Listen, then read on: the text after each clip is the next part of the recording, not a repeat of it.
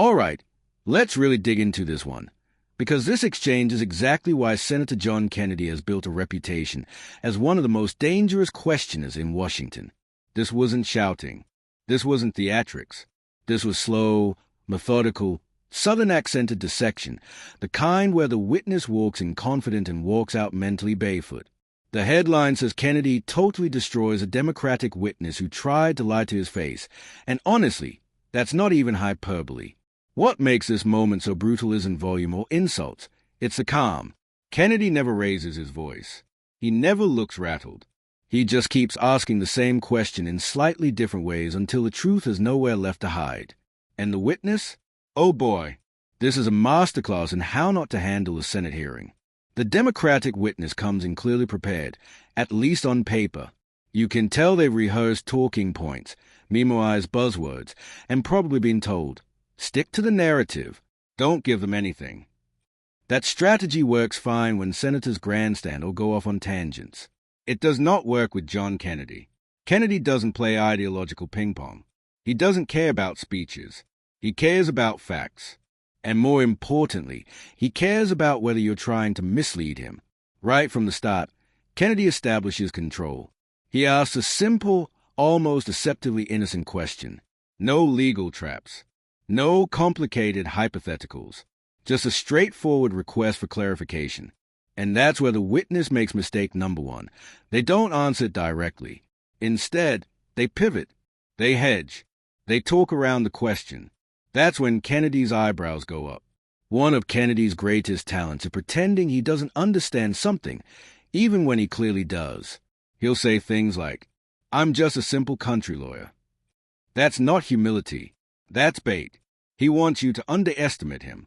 He wants you to think you can slip something past him with fancy language or vague phrasing. And the witness falls right into it. Kennedy repeats a question, slightly slower this time. Same result. A non-answer.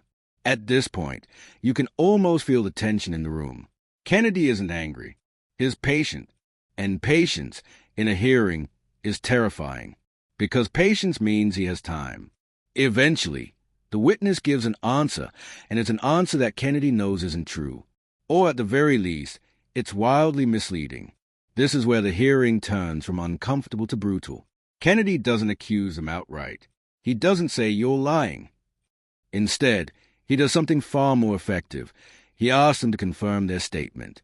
So just so I'm clear, that phrase should strike fear into the heart of any witness. Because now you're on record. The witness doubles down. And that's mistake number two. Once you double down on a shaky statement in front of John Kennedy, you're basically handing him the shovel. This is a moment everyone watching lives for. Kennedy calmly reaches for documents, reports, prior testimony. Sometimes even the witness's own words. He reads them slowly, clearly, and without commentary. No spin, no insults, just facts. And suddenly, the witness's answer from 30 seconds ago doesn't line up with reality. You can see it on their face. The eyes dart, the posture shifts, the confidence evaporates. Kennedy then does something devastatingly simple. Were you aware of this? It's a yes or no question. The witness tries to wriggle again, talking about context, interpretation, intent. Kennedy cuts him off, politely but firmly. That wasn't my question. That sentence alone has ended careers. Kennedy is relentless here, but never aggressive. He narrows the witness's options until there are only two possible answers, and neither of them is good. If they say yes, they admit they knew the truth and misled the committee. If they say no, they admit incompetence or ignorance. The witness hesitates. Long pause. That pause is louder than any answer. Kennedy waits. He doesn't rescue them. He lets the silence do the work. Finally, the witness gives a half answer.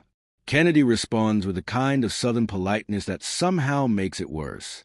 That's not responsive. Ouch! At this point, you can feel the energy in the room shift. Even senators on the witness's side know this isn't going well. The narrative control is gone. Kennedy now circles back to the original claim, the one that started this whole mess. He asks the same question again. Same words, same tone. Let me know what you think about this video in the comment section. If you enjoyed it, Don't forget to hit that like button, subscribe, and turn on the notification bell so you don't miss any of my future uploads. I'd love to hear your thoughts in the comments. Let me know what you think or what you want to see next.